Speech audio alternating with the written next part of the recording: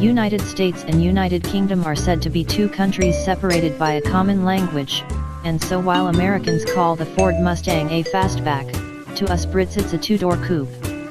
Engine options are limited to a turbocharged 2.3-liter petrol or a 5.0-liter V8, and on price it competes with the likes of the BMW M235i and Audi TTS, even though it's much closer in size to bigger models such as the BMW 4 Series and Audi A5. Its real appeal lies not in the four-seat interior, though, but in the all-American muscle car image and general bravado it exudes, not to mention the amount of performance it offers for much less than most comparably potent coupes. The big downside is that, while it's cheaper to buy than most European rivals, it will be a lot more expensive to run, and it doesn't feel as well built or as polished. There also isn't the same variety of engines.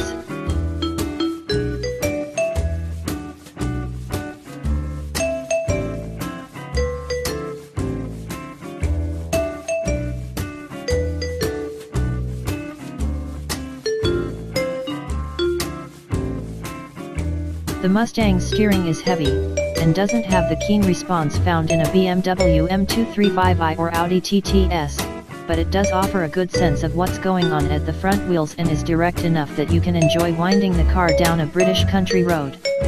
Or at least you could if body movements were better controlled. Accelerate hard and the Mustang pitches back so that you struggle to see more than sky through the windscreen, plus it dives under braking and rolls about if asked for a sudden direction change. It feels playful, but is a challenge to get the best from. The entry-level 2.3-liter turbocharged engine is really flexible, pulling hard from low revs through a long rev range and, with 312 bhp, never feels slow. For all that, we still prefer the V8, which has the big noise and rapid performance that feels appropriate for a car with this kind of presence on the road. You do have to rev it to get the best from it, but that's all part of the fun, and it's no chore to have to work through the slick, if quite meaty feeling, shift of the standard 6-speed gearbox. A 6-speed automatic is available on both engines, but we're yet to try it. Ride comfort is good enough to make the Mustang quite acceptable on a daily basis. Its suspension softens the edges of potholes and keeping the car's tires in consistent contact with the road even over undulating surfaces and mid-corner ruts.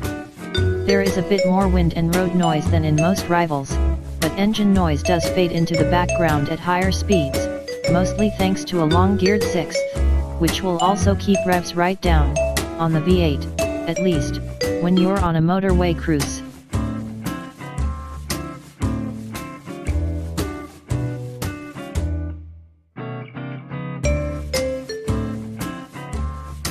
The driving position in the Ford Mustang is arguably as good as it gets. The Ford has a huge range of adjustment to its steering wheel and seat, which means that even the tallest of drivers should have no problem getting comfortable. The front seats also offer lots of lateral support and come with leather as well as 6-way electric adjustment as standard. However, visibility particularly over the shoulder could be better. Otherwise, it's a decidedly retro-feeling affair up front in the Mustang, which gives it a very different ambience to the minimalistic Audi TTS and modern-looking M235i. It's charming, certainly, but the characterful design touches don't hide the use of cheaper-grade plastics and switches than you will find in the more upmarket German rivals. Both the Audi and the BMW also have better infotainment systems. The standard Ford SYNC2 system in the Mustang uses an 8.0-inch touchscreen and it's perfectly acceptable, but it can't match the benchmark BMW iDrive for speed of response or ease of use.